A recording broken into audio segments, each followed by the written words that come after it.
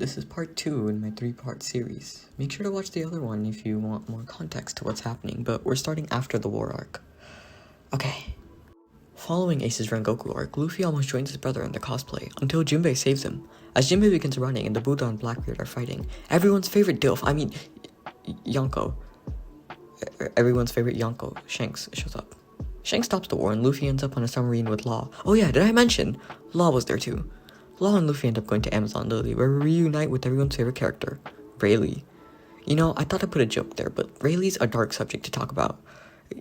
Get it? Because Dark King, his... Anyways, cue the sad scene. Cue the power of a friend scene. Alright, back to Marineford we go. At Marineford, Luffy rings a bell and gives a sign to the crew to wait 2 years instead of 2 days.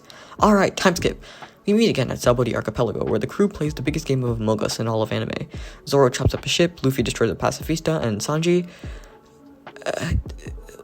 we don't have to talk about him. After seeing Kuma absolutely broken in Brooks Michael Jackson arc, we head down towards Fishman Island.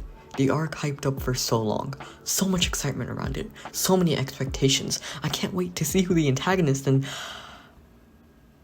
Oh, it's just someone who uses steroids. It's okay, Caribou is the real antagonist anyways. You know, I was honestly pretty disappointed with this arc, but a lot of important things did happen, so here we go. We see the history of how racist the world is, and how fishmen have always been shunned and forced to live underwater. Not that different to American history, not gonna lie. Anyways, we also see Tiger Fisher's story, the history of the kingdom, and we meet a perverted Django. Oh, and also there's an entire drug business going on. That too. Most important part about this arc, though, is we also get to see a lot of One Piece lore. Joeboy's Poneglyph, Noah's Ark, Shirahoshi being an ancient weapon, and... Oh, wait, what? Yeah, in this arc we get to see an ancient weapon for the first time. Except, who thought giving it to Shirahoshi of all people was a good idea? I feel like there were more credible candidates for the position, and... Alright, continuing on, Luffy flexes his hockey a bit, Luffy and Hody get into a fight, and a few minutes of bunch fighting later, we're on our way to our next island, Australia! Punk Hazard. Luffy being Luffy chooses the most risky island to go to, and we see a place that resembles American politics pretty well. We end up seeing Legs meeting a big overgrown children, seeing Smoker again, and most importantly, reuniting with the one and only Law. Oh yeah, and also we're in an alliance with him now. Oh, and he's also one of the warlords. Not two. Still as hot as ever. Eventually we meet Pennywise and the other half of the Legs we found earlier, and learn about small devil fruits. Also, this is when we see the only big Vegapunk in the entire series. Dude, it's been 1,000 chapters. Leave your fucking room, Vegapunk. Smoker takes more L's. We see a Vice Admiral who sucks, like most other Vice Admirals, and we also meet a little pink dragon thing. Would be funny if he was important later on. A few punch fights and a poison gas later, we're out of there with Pennywise in a cage. Oh yeah, a Doflamingo shows up and Smoker takes another L. But at least his friend, was there to save him. Friend. Alright, now on to Dressrosa, a massive arc that I'm scared to talk about. I can do this. Law and Doffy negotiate the release of Caesar. Doffy resigns from the warlords, and the crew meet a dude in purple gambling. Wonder if he's strong or something. Luffy enters a Coliseum to win back Ace's fruit, Zoro loses his sword, and Law goes to talk with Doffy, and Sanji... we don't have to talk about it. Law, Doffy, and old purple dude get into a fight where Law gets his ass kicked. Doffy tries to kill the crew, and he gets his leg kicked, and then the crew on the Sunny get kicked out of Dressrosa. Why was Dressrosa just the arc of caking? Moving on, we meet Rebecca, someone whose past anime onlys are well acquainted with. See the dark reality of toys in this country, and pick up another Wano samurai. Reunite with Sabo, meet Bartolomeo and Cavendish, and... Wait, what? Yeah, Sabo's back now. And he wants Ace's devil fruit. Turns out this fucker was still alive, and just had short-term memory loss for 17 years. You know, the usual. We see Rebecca's dad, learn about the history of the kingdom, and also see the backstory with Law and Pennywise 2.0. You know, I'm starting to think Oda had a clown face. Oh yeah, and also, fuck Treble. You know what? I'm getting kind of tired to this. Let's just skip to the birdcage.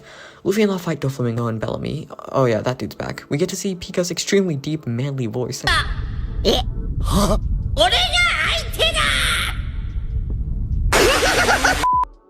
Fujitora and Sabo fight, Frankie steals candy from a baby, Robin and Rebecca fight that one guy from Yu-Gi-Oh! And also Luffy unleashes Gear Forth. And finally, we see Doflamingo fall and the crew run away, but this time alliance of over 5,000 members. God, why was this arc so long? Alright, time to head to Zoe. I can't wait to see what this island would look like. It probably looks so pretty and wonderful and... oh. It's a fucking elephant. We climb up Zoe's leg. Barely. And head towards the center where we see destruction. We meet the Minks, see their sacrifice, and get to see the rest of the crew. Nami's blending in well, Chopper has found his people, and Sanji... We're in the absolute Yeah, turns out he left to save the crew. Before going to save him, however, the crew also see the road poneglyph and meet Raizo, our fourth Wano samurai. Alright, now we're following Luffy's perspective again. We're heading towards Whole Cake Island when we realize this crew's full of dumbasses. As the crew's starving, they turn to Luffy for help, which is never a good idea when it comes to food. Luffy eats a poisonous fish, the crew gets saved by Sanji's sister, who sucks the poison out of Luffy. You know, if I misspoke, that could have gone in a very different direction. The crewmate Pudding, Jinbei asks his crew to join the Straw Hats, and Big Mom and her homies pull up on the people of Whole Cake Island. Luffy and Ko get stuck in the forest, Brook goes to steal a road poneglyph, and Luffy beats someone by eating them. Also, Chopper and Carrot get stuck in the mirror world. Luffy meets Sanji and gets dumped again, and then gets arrested, and then is thrown into a dungeon.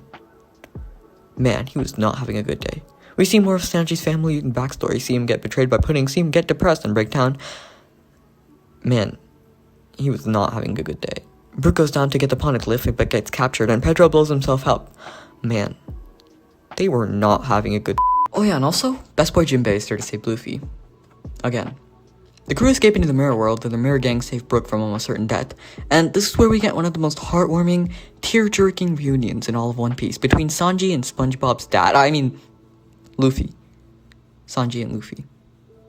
Moving on, the crew go back to save Sanji's family, and one of the worst weddings take place, second only to my parents' wedding. Oh yeah, also, we get to meet Katakuri, everyone's favorite don't eater. Jinbei leaves Big Mom's crew, we see Big Mom's past where she eats a child trafficker, and a lot of running and fighting takes place. Now on to things that matter, like Katakuri versus Luffy. This battle was long, so here's 2 sentences to summarize it. Luffy learns advanced future Sai Haki, Katakuri is the real Big Mom crew leader, and we also spent 19 episodes to come up with no result in the fight. Oh yeah, and while this is going on, did I mention there was a cake baking speedrun? While the crew tries to escape the Big Mom pirates, Jinbei and his crew save them. Again. You know, this is making me realize how underrated Jinbei really is. Moving on then, the Straw Hats get sucked into a whirlpool, and now we're at Wano. It is what I'd like to say, but there's still the Reverie. At the Reverie, everyone's favorite Yonko shows up, and talks to 5 old men at the retirement home. We see Sabo and the revolutionaries fight, and we get to see someone from the Reverie dying as Vivi goes missing. Oh yeah, and also, a celestial dragon gets shown up. That's always satisfying. Oh yeah, also, there's like a ruler of the world and shit. Not a big deal, you know. Not really important to the story. Yeah. Alright, Wano's an interesting arc because now I could pull some people, so here's a brief summary. We see depressed people meet Otama, watch an execution, see the rest of the scabbards, watch another assassination, Luffy and Ko make a plan, Luffy breaks the plan, Luffy gets arrested, and then we find that the second assassination was actually a lie, and Princess Hiyori is still alive. Wait, she was Princess Hiyori? At the dungeon, Luffy meets Kid, we end up joining Kid, and Big Mom pulls a Sabo. Oh yeah, also, the antagonist of Wano is the most horrifying, scary, and powerful person in all of One Piece. Orochi. Oh yeah, Kaido's there too. Big Mom and Kaido end up becoming homies again, the Pirate Samurai Mink Alliance is formed, and Zoro slashes a mountain. Oh yeah, also we get to see Roger eat Laugh Tale and high-quality kitchen content. Kanjuro betrays us, Kinemon's an accidental genius, Jinbei shows up again, and we begin punch fighting Kaido and his troops. Oh yeah, also Yamatoden is here. See what it did there? Yamato. No? Alright. Momo reads Odin's diaries, Yamato sims over joining Luffy, Marco comes back. Yeah, he was still alive. Chopper saves people from poison, Sanji asks for help, and then we're on a roof. Alright, that's it for today, guys. Thank you so much for the last video, and 20 subscribers and shit. Like, genuinely, thank you. Love you.